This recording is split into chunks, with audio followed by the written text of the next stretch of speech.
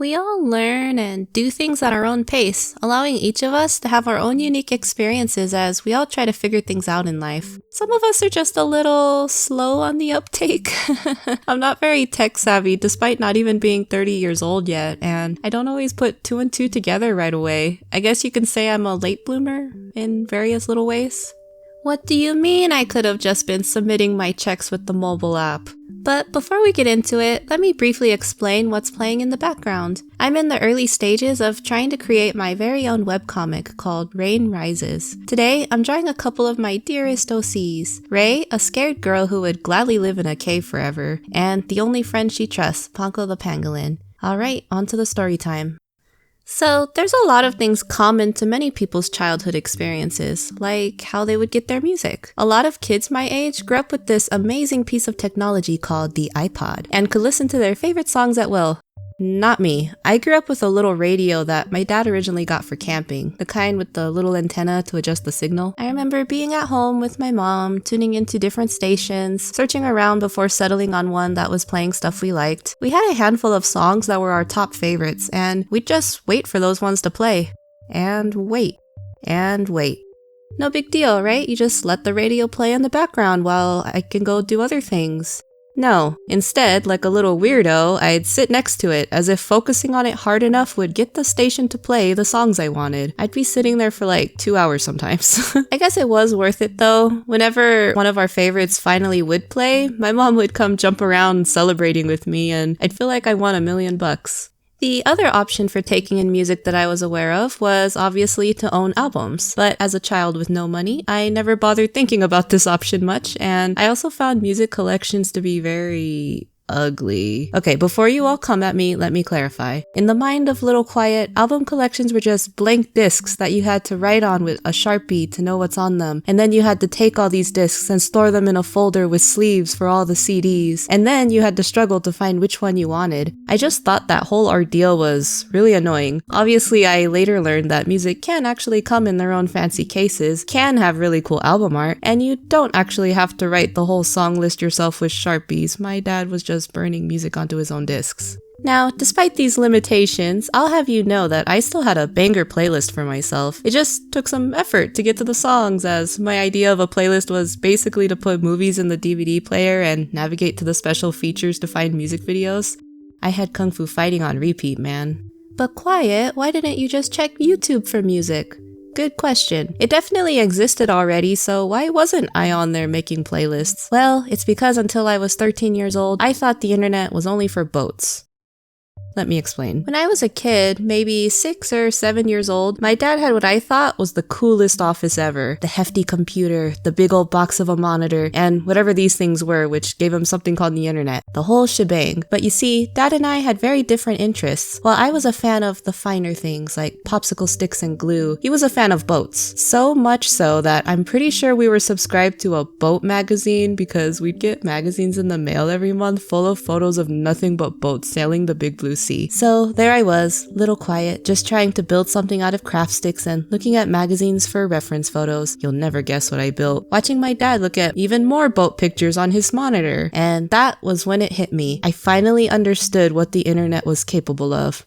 Boat knowledge. Yachts, sailboats, motorboats, ships, you name it, this amazing computer internet box thing had all you needed to know. And from that day on, my life was changed. I lost all interest in the internet. Disclaimer, boats are indeed quite cool. It's just that my kid self didn't care. Please forgive her if there's any boat fans watching. So for the next few years, if I had a question about something, I'd ask my parents to take me to the library. Did I ever ask to use the cool internet box? No, my question had nothing to do with boats, so why would I? I happened to live walking distance from my local library too, and my parents never said anything because they were just happy their kid liked the library so much. Now, I was aware that the computer was also capable of desktop games like solitaire, or that you could buy computer games on a disc, but as far as the internet itself was concerned, I remained totally oblivious of its real capabilities. It's not not like my parents ever hid the internet from me, they just really didn't use it much themselves, and I was so confident in the conclusion I'd made about it that I never gave it another thought. I was also homeschooled for most of my life, and in the early years, I learned through books they'd get from the teacher's aid store, so I didn't have a reason to go online for school until much later. I did have playdates with other kids my age, but somehow we'd all be too busy talking about toys and parks that the internet never came up, at least not when I was with them. So I would just sit in my dad's chair sometimes, feeling real important while playing Minesweep, and I'd think to myself that one day, I too would become an adult with my own office for researching boats. Hopefully I'd be into them by then. I don't perfectly remember the moment when I realized the truth about the internet as a 13-year-old. The specifics are all kind of hazy now, but I'm pretty sure it was when I beat the original Kingdom Hearts game. Dad and I sat there in utter amazement, and I remember saying out loud something like, "There has to be a sequel," and my dad casually throwing out, "Oh, I can look that up and find out for you," and proceeding to pull up a Wikipedia page. I was like, "You could do that this entire time?" Another example of me being late to the game is my love of cartoons. I love a lot of them, but I actually saw most of them after age 20 because most are not stuff I grew up with since my family didn't have cable. I would see advertisements sometimes for Disney Channel or Nickelodeon cartoons, and I was aware of the existence of a thing called cable, but I never put two and two together that you needed cable to watch those cartoons. Instead, I was convinced that I just wasn't tuning in at the right times. I must not have been staying up late enough or waking up early enough, or I was trying on the wrong day of the week. So what would Little Quiet do? She gave up and just stayed on PBS Kids.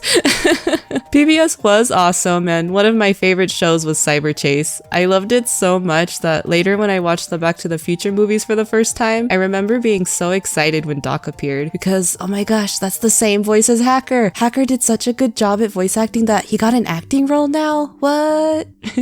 By now you can probably see what I mean about me not being the quickest at putting two and two together or figuring things out. Being late to the game in many things is nothing unusual for me. For instance, I didn't learn how to drive until I was 22. I also never learned how to swim until I was 25. I always used floaties as a kid, and now I still can't really properly swim, but at least I can float.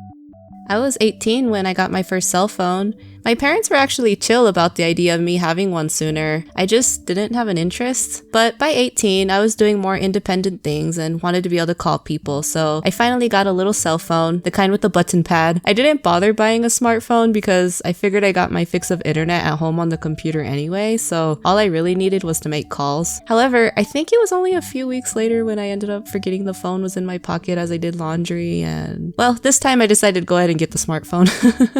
I felt real fancy with my little LG. When it died a few years later, I was really bummed that I had to switch brands because apparently LG doesn't even make phones anymore. Who knew? I'm 28 now, and I'd never been on a plane or even a train until just these past couple years, so I'm a bit of a late bloomer in a lot of ways. Were some of the things that completely went over my head a matter of common sense? Probably. My brain just didn't bother making sense of it at the common time. Even after I started using the internet at 13, I didn't actually figure out that you could copy-paste URLs until a few months later. Before then, if I saw people sharing links with each other, I just thought to myself in amazement, like, wow, how are they that quick at typing those long strings of letters? But despite being someone who's often slow on the uptake and a late bloomer, I am really happy with the life I've led at my own pace. Just this last year, I finally started pursuing my creative dreams as an artist. I'm finally stepping into the role of not just fantasizing about making a webcomic, but actually drawing it. And I've even opened an art shop together with my husband Fancy, something that I thought only fast-learning people could do, the clever ones that get an early start on everything, never a slow-going late bloomer like me. Could I have done these things sooner? Sure. If I forced myself to keep up with those quicker than me, though, could I have worn myself out? Possibly.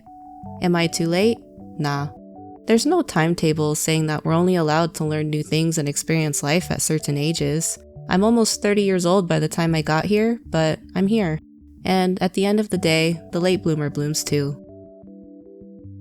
Thank you so much for watching. This was my first time making a Storytime type video, and it was really fun. As I mentioned earlier, this drawing is of my original characters, Ray and her companion Ponko the Pangolin. I'll be sharing my journey as I continue working on bringing this webcomic to life, so please consider subscribing if you want to tag along for the ride. And if you enjoyed this and would like to see more Storytime videos, please let me know with a like. Do you have memories like this that made you feel as if you caught on a bit slower than most? If so, tell me about it in the comments below. Late bloomers unite.